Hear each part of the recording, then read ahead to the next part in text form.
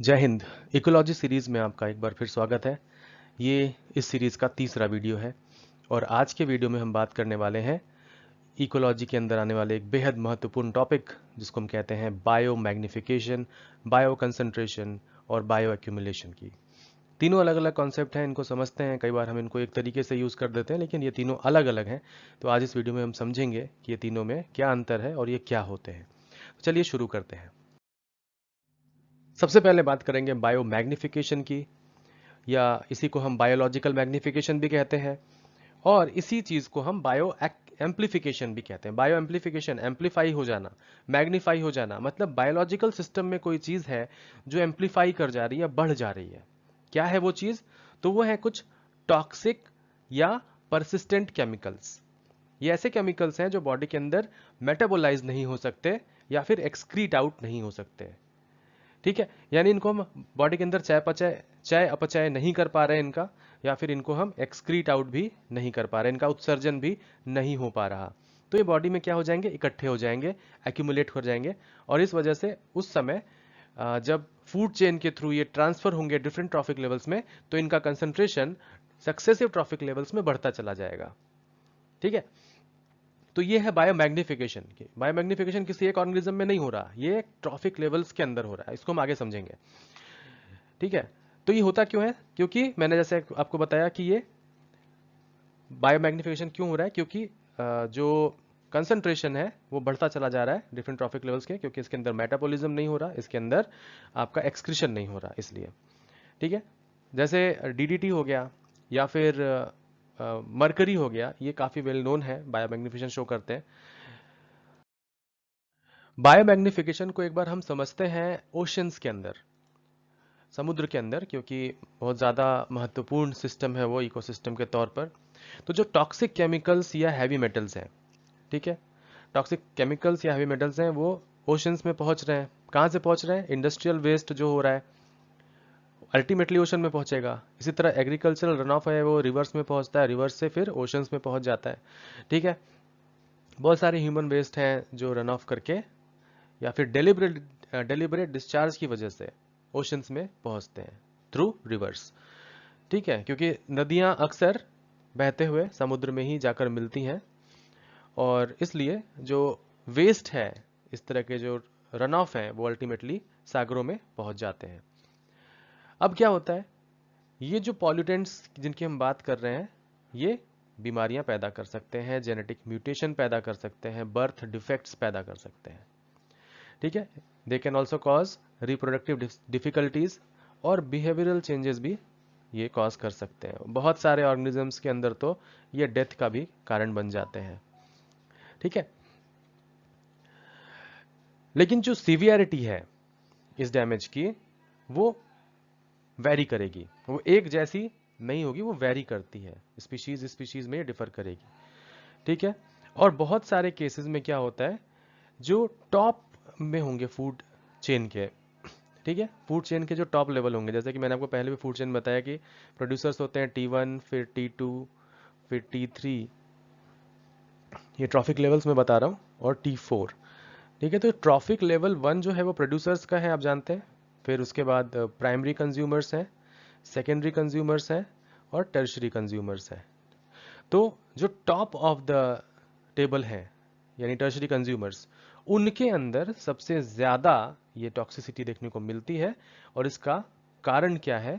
इसका कारण है बायो मैग्निफिकेशन। बायो मैग्निफिकेशन की वजह से ये हमें देखने को मिलता है।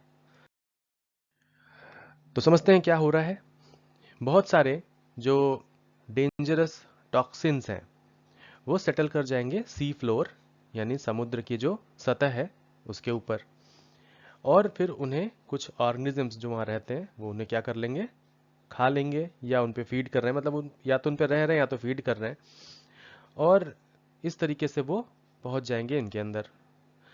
क्योंकि ये कंपाउंड्स जिनकी हम बात कर रहे हैं, टॉक्सिक केमिकल्स की जिनकी हम बात कर रहे हैं, यार they are not digested, digest नहीं हो पा रहे, इसलिए वो एक्यूमुलेट कर रहे हैं उन एनिमल्स के अंदर।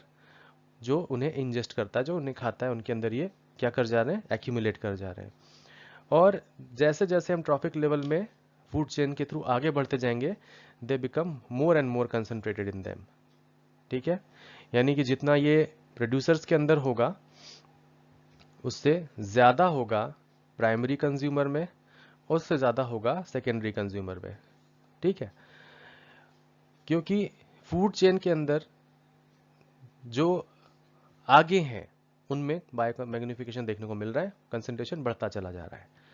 ठीक है, तो इसी प्रक्रिया को हम बायो मैग्निफिकेशन कहते हैं।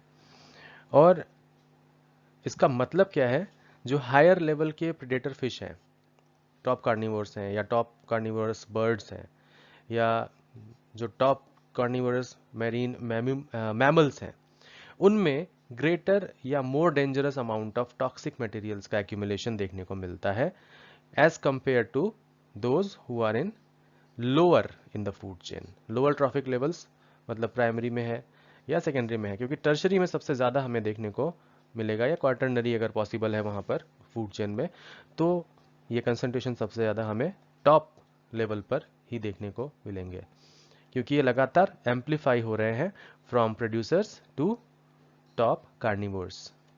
ठीक है, तो अब समझते हैं कि बायोमैग्निफिकेशन हो क्यों रहा है। तो इसके पीछे मेजर जो कारण है उनकी हम चर्चा करते हैं। पहला है परसिस्टेंस। परसिस्टेंस का मतलब होता है किसी चीज का बने रहना या नष्ट ना होना। तो ऐसे सब्सटेंस जिन्हें हम ब्रेक डाउन नहीं कर सकते एनवायरमेंटल प्रोसेसेस के द्वारा, उन सब्सटेंसेस को हम बोलेंगे परसिस्टेंट केमिकल्स। और ऐसे केमिकल्स बायोमैग्निफिकेशन शो करते हैं क्योंकि ये नष्ट नहीं किए जा पा रहे हैं किसी भी इन्वायरमेंटल प्रोसेस के द्वारा। दूसरा कारण है फूड चेन का एनर्जेटिक्स जो है, उसके अंदर क्या होता है, कोई सब्सटेंस जो है उसका कंसंट्रेशन बढ़ता है अगर हम प्रोग्रेसिवली मूव करें किसी फूड चेन में from lower to higher trophic levels. यानी ट्रॉफिक लेवल में शो कर रहा हूं T1, T2, T3 और T4, तो लोअर से हायर जाने पर कंसंट्रेशन बढ़ेगा, और इसे हम कह रहे हैं फूड चेन एनर्जेटिक्स। तीसरा जो कारण है वो है लो और non existent rate of internal degradation या फिर एक्सक्रीशन। इंटरनल डिग्रेडेशन का मतलब है मेटाबॉलिज्म के थ्रू ब्रेकडाउन होना बॉडी के अंदर, और एक्सक्रीट आउट हो जाने का मतलब है कि वो सब्सटेंस बॉडी से बाहर निकल जाए, एक्सक्रीट आउट हो जाए। इन दोनों ही केसेस में तो बायोमैग्निफिकेशन या बायो एक्यूमुलेशन नहीं होगा या कम से कम होगा। लेकिन अगर ये दोनों चीज़ें नहीं हो रही हैं, यानी इंटरनल डिग्रेडेशन नहीं हो रहा है और एक्सक्रीशन नहीं हो रहा है, तो अल्टीमेटली क्या होगा, उस पर्टिकुलर ऑर्गेनिज्म के अंदर बायो कंसंट्रेशन या बायो एक्यूमुलेशन होगा। और ये बायो एक्यूमुलेशन धीरे धीरे जब ट्रॉफिक लेवल के थ्रू आगे बढ़ेगा फूड चेन के थ्रू, तो बायो मैग्निफिकेशन में बदल जाएगा। तो ये तीन मेजर कारण है बायो मैग्निफिकेशन के। तो एक बार इस डायग्राम से समझने की कोशिश करते हैं। तो यहाँ जो कंसंट्रेशन है वो प्रोड्यूसर के लेवल पर कम था, आप देख रहे हो यहाँ टॉक्सिसिटी कम है, और जैसे ही ये किसी मछली ने इसको कंज्यूम किया फूड चेन के अंदर, तो ये बायोमैग्निफिकेशन शो कर रहा है। नेक्स्ट ट्रॉफिक लेवल पर ये और ज़्यादा शो करेगा, and so on and so forth. So जैसे lake becomes toxic because of toxic waste, then fish becomes toxic because of the injection of toxic planktons. इन प्लैंक्टन्स को इन फिश ने खा लिया और इसकी वजह से ये टॉक्सिसिटी इनमें बढ़ गई।